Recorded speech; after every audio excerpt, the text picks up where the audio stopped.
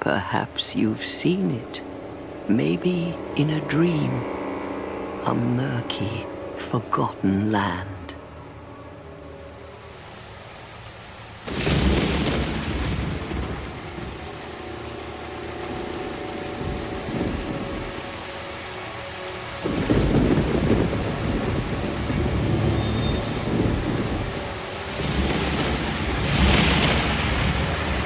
A place where souls may mend your ailing mind.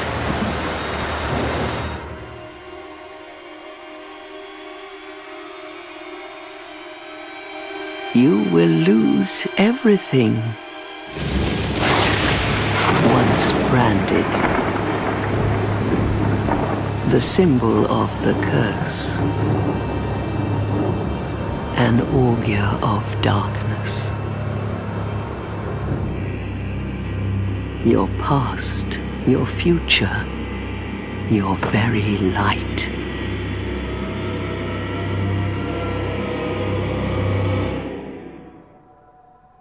None will have meaning, and you won't even care. By then, you'll be something other than human.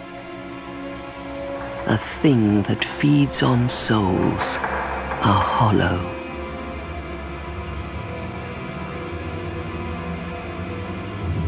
Long ago, in a walled-off land far to the north, a great king built a great kingdom. I believe they called it Drangleic. Perhaps you're familiar. No, how could you be? But one day, you will stand before its decrepit gate without really knowing why.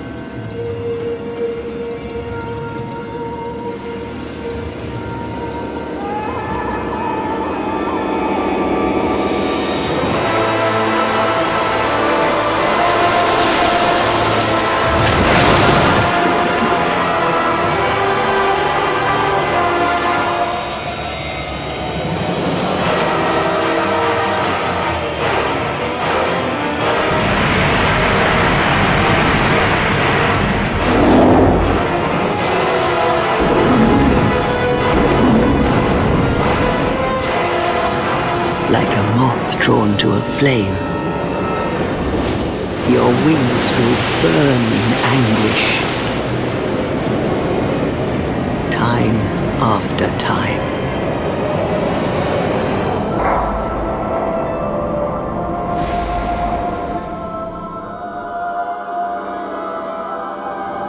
For that is your fate, the fate of the cursed.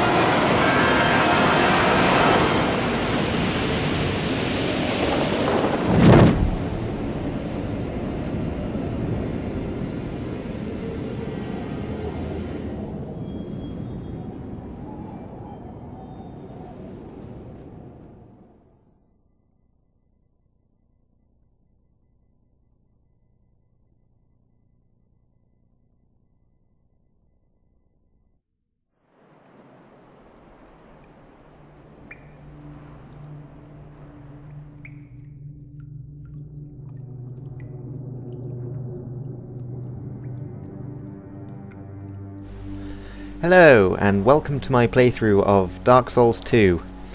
Now, it's finally been released after all of this anticipation that has been slowly building up over time since the announcement. The announcement actually, I believe, happened 3 days after I first completed Dark Souls after having it for a year and just not really playing it very frequently. But either way, I've been looking forward to this, and so now actually getting the chance to play it and do an entire playthrough's what I've been looking forward to for the most part of a year. So yes, Dark Souls 2. Now, I've finished the entire playthrough at this point, and I played it through more or less straight with a few breaks, because Dark Souls is a very long game, and well, very long game for your first playthrough, since you don't know what to do, the strategies, the timings, etc. So there's a lot of time spent exploring and just learning your way around and how to do things. And speaking of which, I just spent ages looking around the area to see if I could find anything worth exploring. And if there's any items. It turns out I actually did miss something that I didn't even find out in this playthrough. But yeah, so the playthrough is broken up into both live segments, which I was recording audio when I was there, as well as these after segments.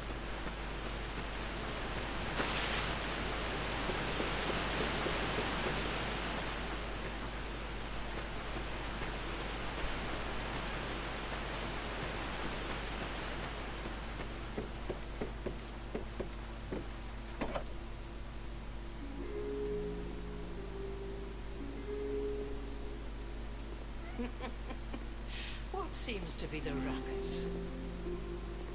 Oh my, your face. The face of the curse. It's an undead. An undead has come to play. They all end up here. All the ones like you. You spoke to that kind old dear, didn't you?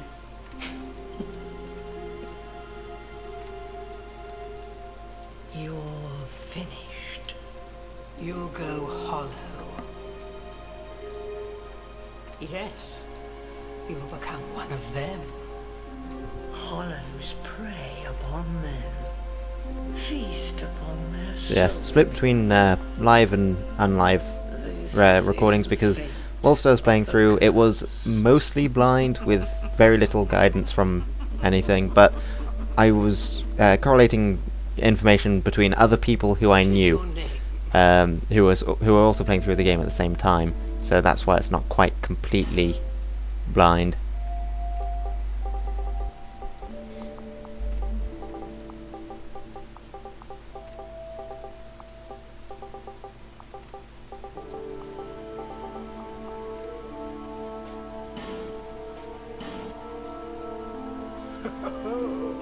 At least you know your own name. Here's your reward for sharing. It's a human effigy. Take a closer look. Who do you think it's supposed to So yes, be? I did my best to avoid any information outside of the initial trailers, and I believe the first couple of gameplay footage that was demonstrated, so I had a bit of knowledge with regards to the Mansion of the Dragons, although that's not what it was called in the final game. And what was the other area? Oh yeah, and the Dragon Bridge through also in that general area. So yes, but essentially what happened was I recorded live when I could, because in games like this it's all about reactions. Reactions, in my opinion, make for better footage than somebody who's just talking afterwards in hindsight. And yeah, although this is going to have a lot of mix between those, because whenever I was talking to somebody over chat, I had it so that the recording wasn't recording me at the same time, and so those are the bits that I'm going to voice over. This first section is going to be the uncut first hour, which I believe leads up to my very first death, and most of it is just talking and talking to people, NPCs, making a bit of progress, but not really that much.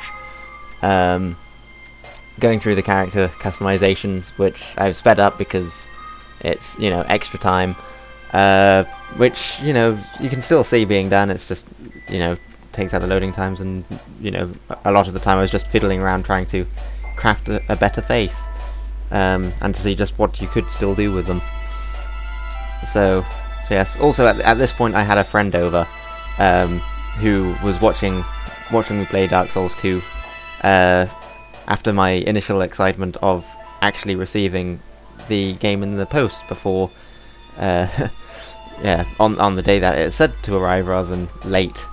So yes, he was giving some interesting commentary over, like, you know, how you could technically make a character into an Oompa Loompa, things, you know, things like that. But yes, so there will probably be quite a bit of editing later on. As I said, this one's uncut since it's more or less the first hour, but with later footage I'm going to cut out a lot of transit time. It's probably going to be less cut with the live footage since I'm talking at the same time, but anything that doesn't you know, is voiced over afterwards, I'm going to be cutting that down so that transit times between things happening is rather minimal, because I doubt I'd be able to talk for the full length of this playthrough, especially with all of the times that I wasn't talking in the first place, because there's only so much I can say about things. I'd end up just looping and repeating myself. So yes, with character creation, it was quite interesting to do, and of course it's over now. I'll let the cutscene play.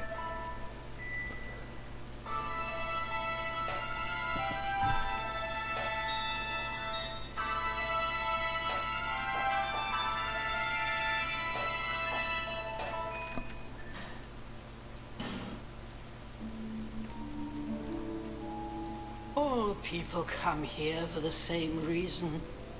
To break the curse. You're no different, I should think. Doesn't stand a chance. Well, you never know.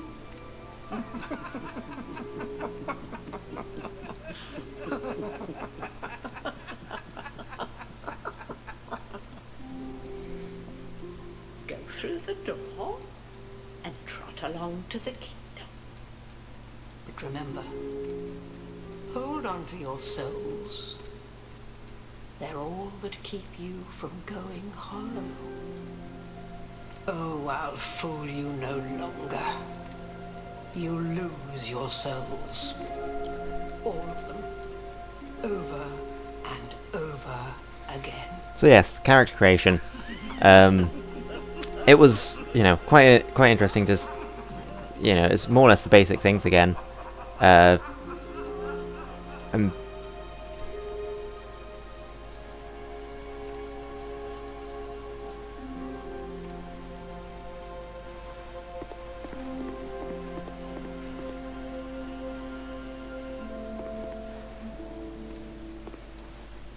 This is a limbo. A link between I Drangleic keep talking, can't remember. and the outer world. Fair traveller, I know that you must have a story. Why else would you Seems visit like I don't. such a place? What should I do as soon as I This start talking lost, about something again? decayed So kingdom. yes, it's, yeah, these guys just laugh at you. She's.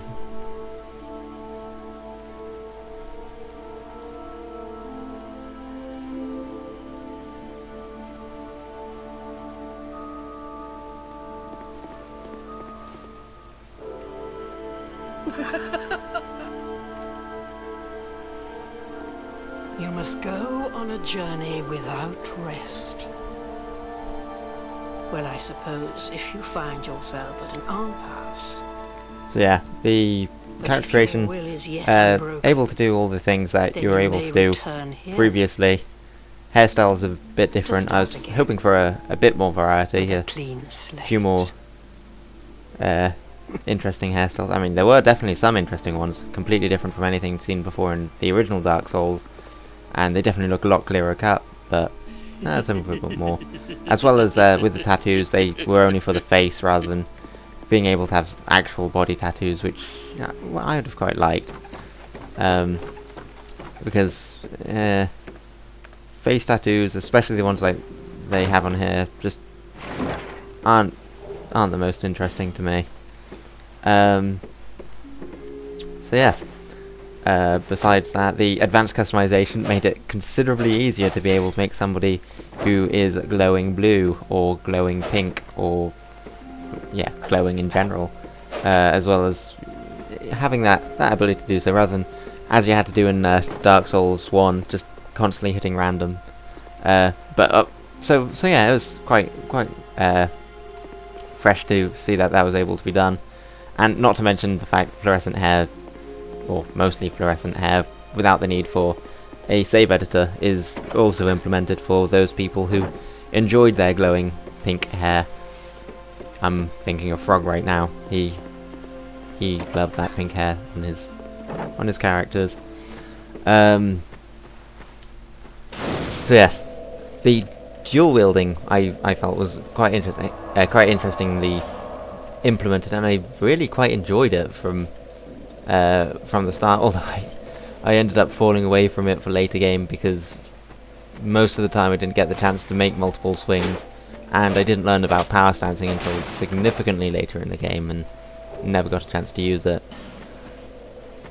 Likewise, the entire tutorial being this in this location, Things Betwixt, which didn't even force you to do any of it. It was just there. Each area separated, so you've got ones to learn basic controls, and then working your way through into more complex and useful tutorials, and it was quite effective in my opinion. This is more or less where most of the accessibility came into the game, since beforehand it was sort of just a few very, very brief messages with enemies that it expected you to learn from, but here you could actually learn quite effectively, in my opinion. Also, I managed to completely miss that enemy as well at first. Although that's probably not a bad thing, because even when I went back to it, I struggled an awful lot. So yes. What else was there that I was going to speak about?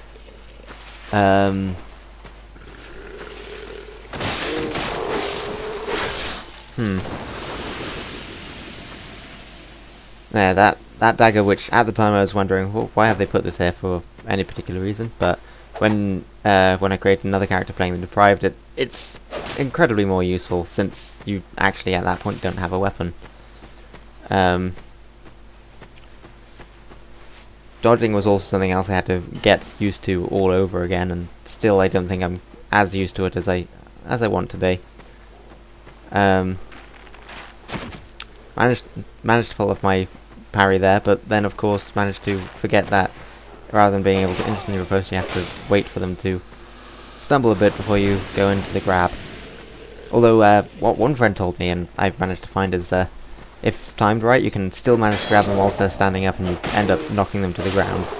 Not sure if it's does more damage or whether it's just there because of the for the extra animations, but either way, that's something that was noticed.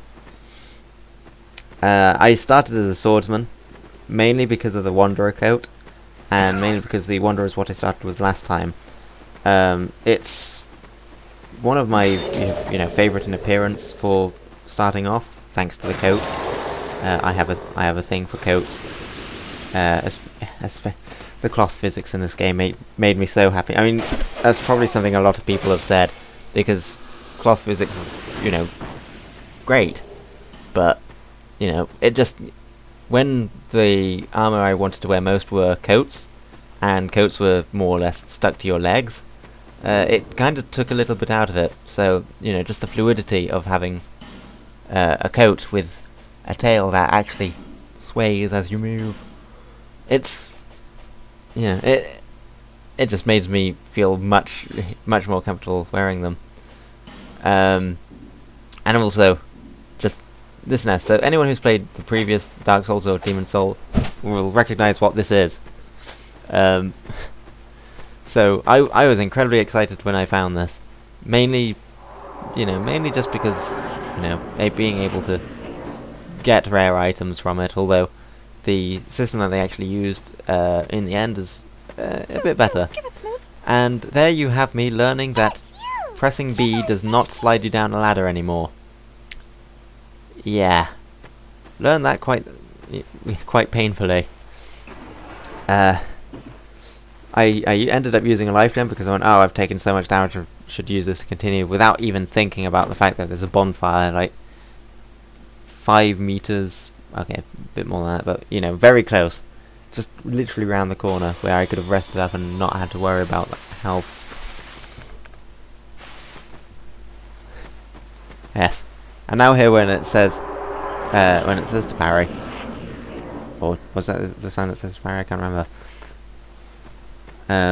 Oh yeah, I did find out about holding down Y ends up making you two-hand the weapon in your left hand, unless of course you've got the stats for power stancing, which makes you power stance them, which I find great because the power stancing is awesome, but also awkward when I want to two-hand the left-handed weapon, you know, whilst with my offhand one. So I'm not sure if there's a way to do that, and if there is, then I've completely missed it, and I'd appreciate if somebody told me how to, because it's, yeah, that's a useful thing that I'd quite enjoy being able to do. Since it then just adds, you know, so much variety to what I can do with attacks. I mean, automatically you've got one-handed R1s and R2s, as well as your two-handed variants with the jump attack as well, and the guard break, which isn't as varied now because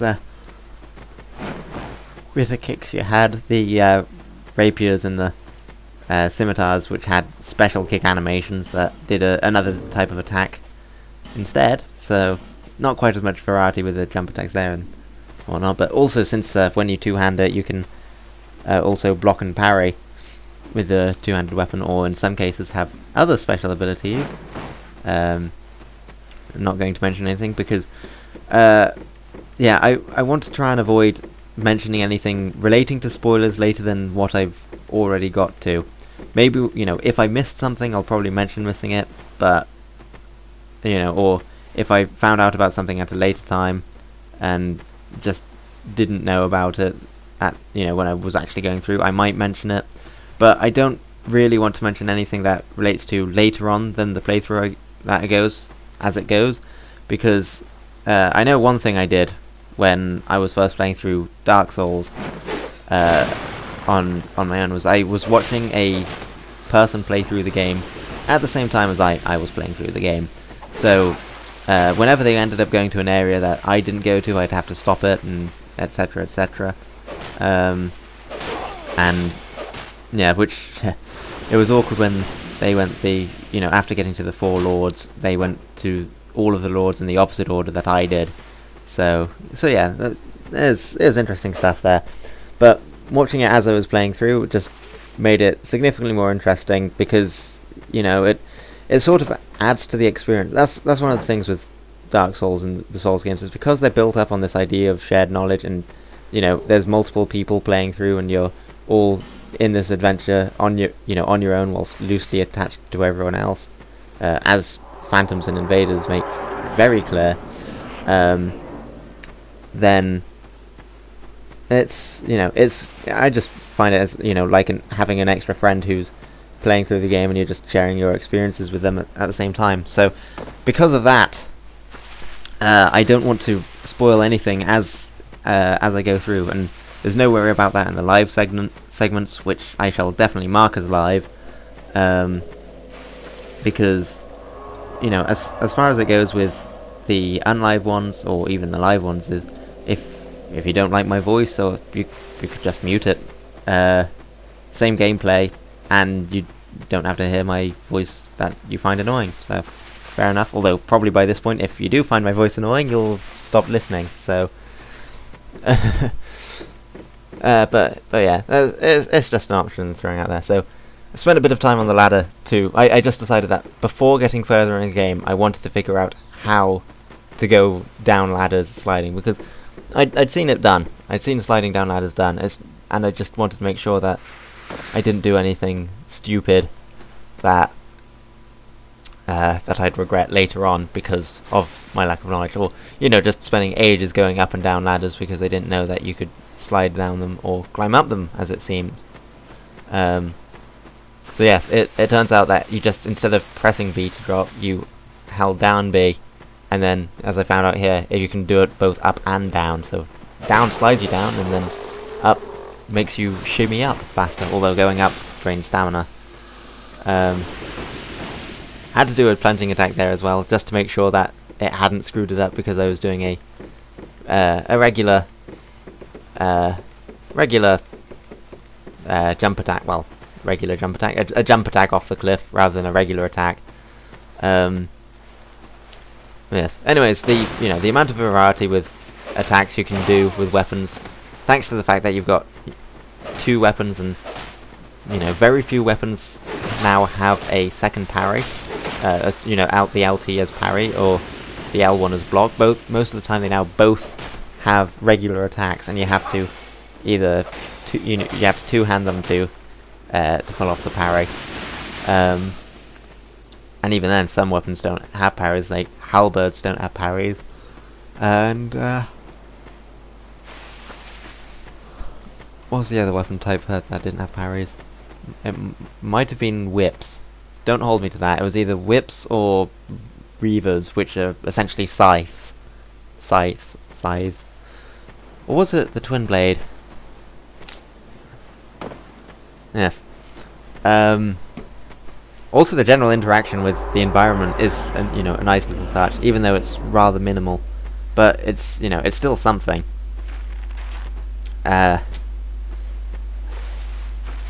Most noticeable is definitely with one of the earlier bosses in the game, where something I learned long after the game is that there's some items in the environment that you can use, which makes the fight considerably easier, so long as you've got a phantom to give you assistance in distracting the boss long enough for you to do so.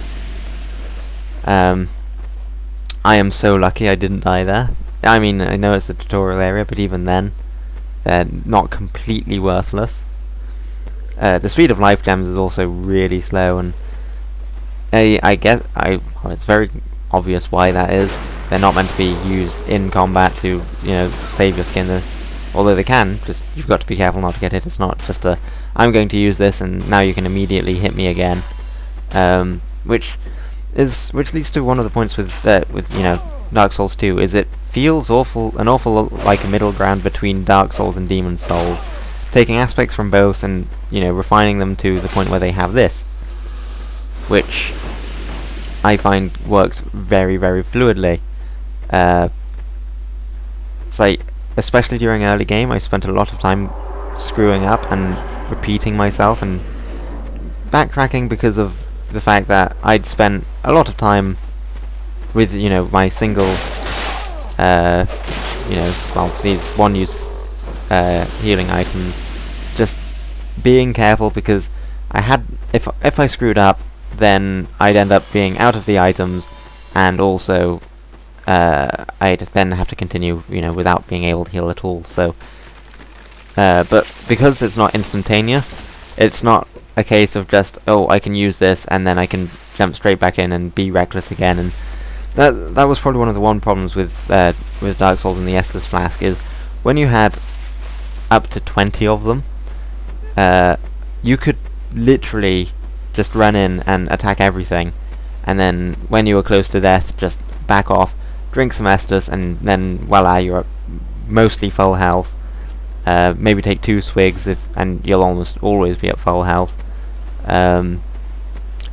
and with that you can just keep taking a beating, whilst because it's overtime, and even Estus, which is quite fast, and healing, which is also quite fast, they both still take time to execute, so it's it takes that into consideration and takes a little bit more effort. Now, after making it to Majula, there's an awful lot of time of me now talking to people to try and figure out the story and progress before I made my way into the actual game. So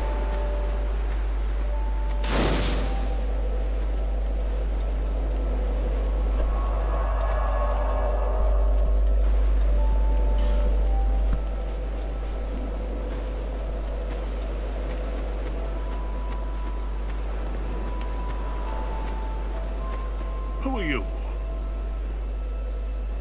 I packed my tools in here, seeing it was vacant. But now somebody's gone and locked the door. the design of Majula is one that I I'm a have blacksmith. a fair bit of I'm interest nothing without my with, tools. and it's because it's essentially a hub area, like what the Nexus was in Demon's Souls, and in Dark Souls there was Firelink Shrine. So because it's a hub area, and these areas tend to be the areas where everyone tends to focus around, and where most of the traders will end up being, it's something that I took into it's got probably one of the areas that has to be best designed, because if you're going there constantly and the place doesn't look very nice, then it's going to be a problem for any games design. And here's something. I found these very early on, and yes, they are killer piglets. Yes, they have more resistance to my weapons than most of the enemies in early game, which are knights and hollow soldiers and that sort of thing. These are piglets, and I thought they were just, oh look, they've got some hollow piglets that are just running around, this is interesting, and then they start attacking you, which I probably should have expected, considering the fact it's a Souls game. So yes, this happened, and they hurt a lot. Also, if you had a fast eye and were able to notice things while during character creation, the item I started with as a gift was Bonfire Aesthetic, which is meant to be burned in a bonfire to make the game harder, or at least enemies around that bonfire. So once again, I used one later game and found out that yes, it does. It essentially moves them up in an NG. And I thought that I'd use it on I will get to this eventually, but I use it on Majula, thinking that would improve all the other areas, but instead it just improves enemies within Majula, which isn't very many of them. So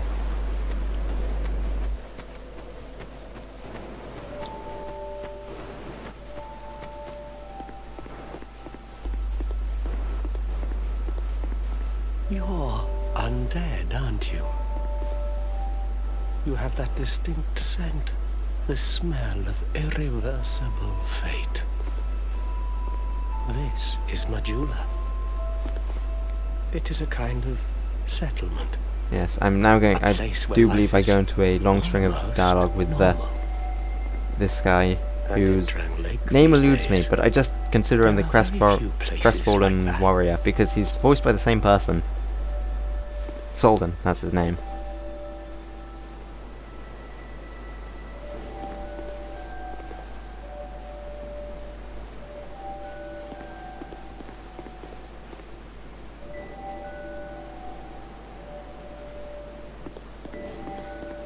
I am Soldan. And like you, I lost everything. And now I'm here. You probably heard that it was possible to break the curse here. Well, that's not true at all. There's nothing here for you me, or anybody. Do you know much about souls? Even I'm not certain, but I'm told that the soul is the essence of life itself. Anything living, sentient or no, supposedly has one. What we call the curse is traceable to the soul.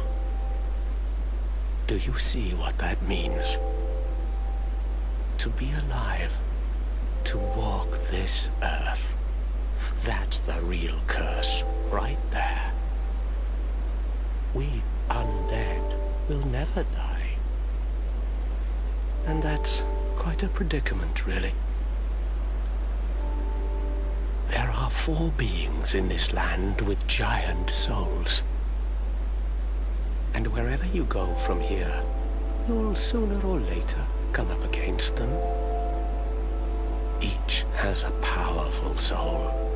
And a Yes, and terrible this tablet curse. here just lists the global If that deaths, frightened you, which I probably should have checked Anyone before to the end of just my game to see give what up point it right was at.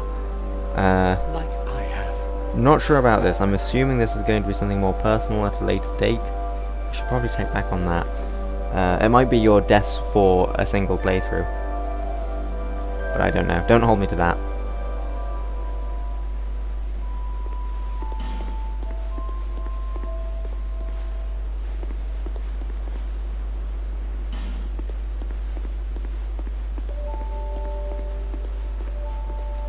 Do you ever cry out for help? The journey of an undead is long and treacherous.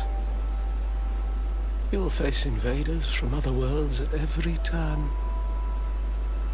If you need help, why not proclaim faith in the Blue Sentinels? So yes, When found you the face first danger, covenant, The Blue which is the Sentinels will come to your aid. Protection is yours, if you wish. You need only accept their Yeah, kind Blue's- embrace. the way of blue.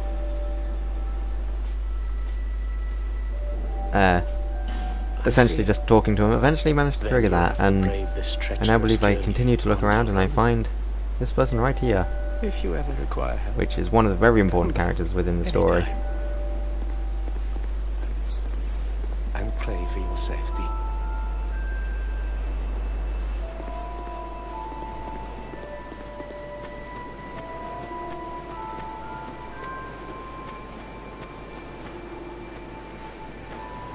Are you the next monarch?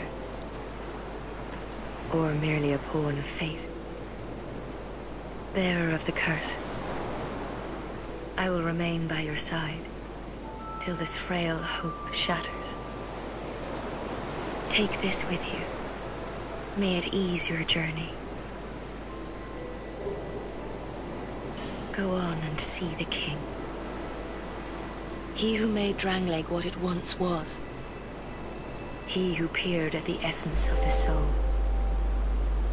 King Vendrick, Somebody will. Somebody's going to do a Soul Level 1 playthrough sooner or later, bearer if of they've the not curse, already done so, and meet the seek king misery. with such a frail soul.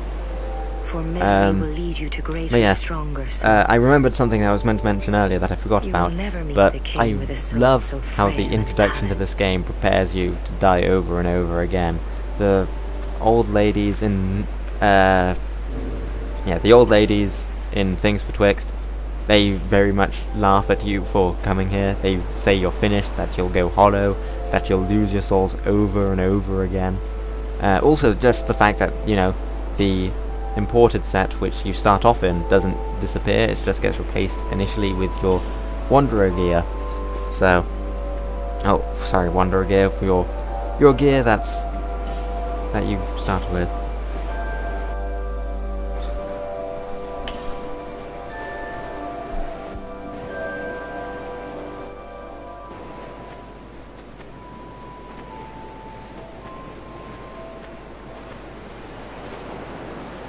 Seek those whose names are unutterable.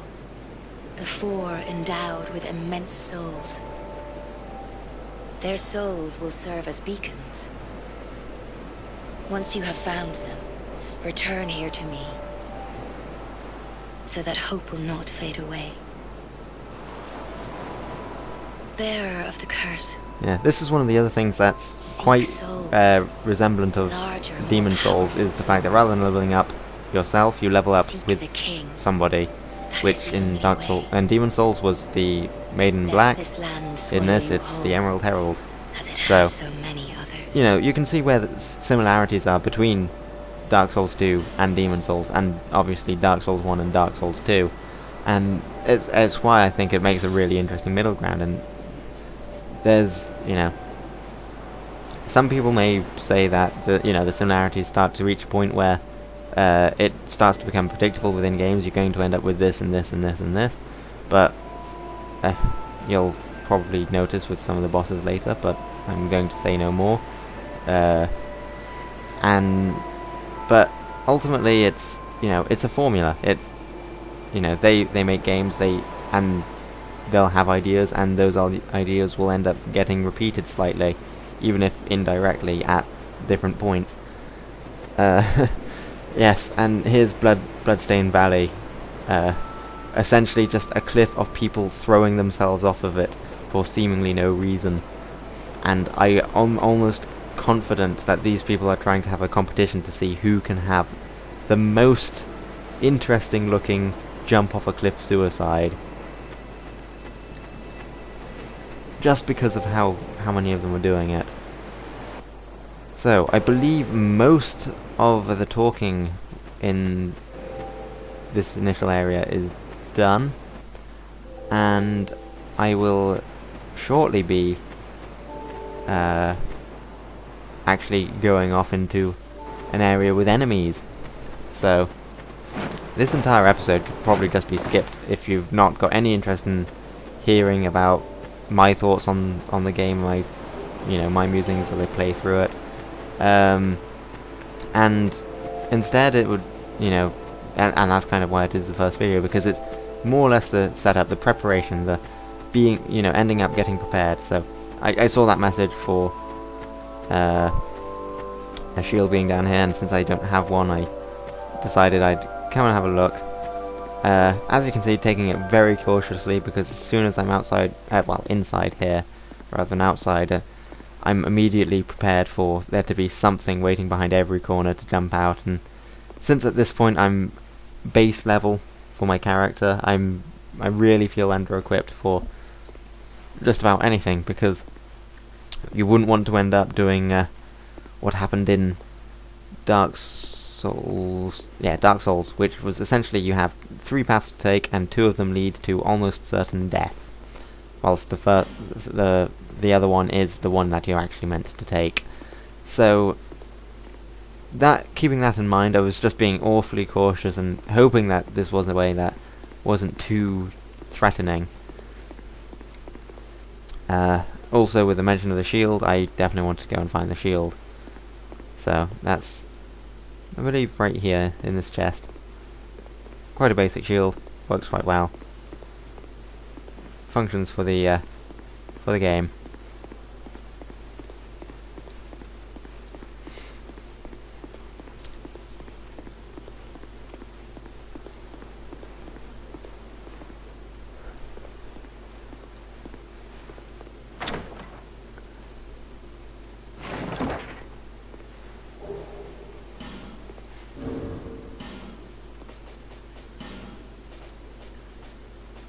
Now, the equipment menus, I feel like there's a little bit of downgrading with it. I mean, the side menus are fine, but when, rather than having a list, you've got this grid set up, I find it a lot easier to lose weapons.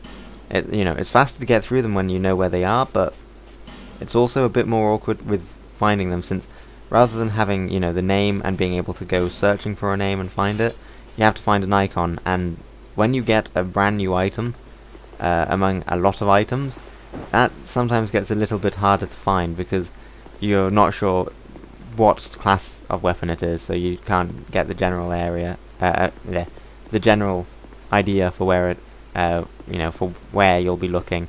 You won't necessarily know the symbol, and you may not recognize it among some other ones, because either it looks similar, or you just can't remember which ones you've seen or not. yeah, here I'm backtracking to rate up this message because I personally thought it deserved it. It's significantly useful. And also the fact that they've got rid of the plus and minus ratings and the fact that you have to click something else in. Instead it's now just click the message, see the message, either rate the message or close it. It works quite well because, you know, even with a rating system, it beforehand, plus or minus, it just added one rating to it. So you wouldn't be able to tell whether it had been rated really highly or not, so just the ability to rate it is enough. So, now that I've got this shield, I proceed further, as you can see going much faster now, since I know that this area, at least up to here, is safe. If I oh yeah, and here I, also being ever cautious, I'm constantly suspecting traps, and can you blame me? It's Dark Souls, it's a Souls game, it's made by FromSoft. They have a habit of making traps, even if they're just the basic sort of, you know, ambushes behind corners that you can't see. And it's for that very reason that it's, you know, a good idea to play cautiously. So, I noticed this lever, and I figured that pulling it's going to open the gate, and then you can just go through the gate like normal.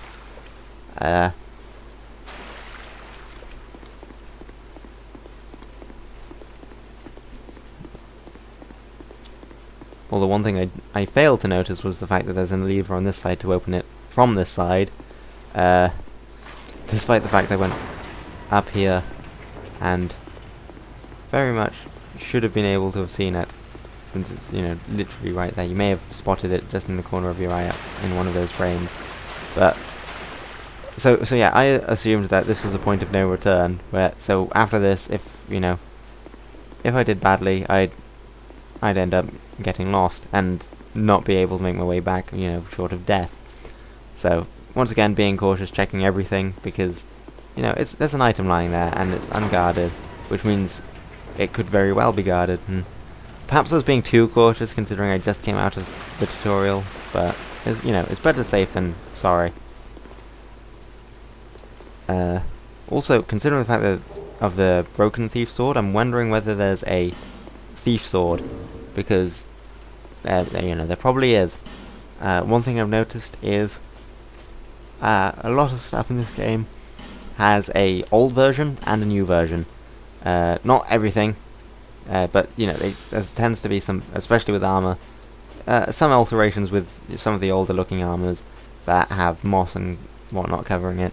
So you also then later get sets which aren't so moss covered and you know, all lovely and shiny. Oh yes, also with a mention to the pre-order weapons. The pre-order weapons themselves I have, however I've not redeemed, and I found out that the weapons are actually already in the game available for everyone, but for my first playthrough I had no interest in using them,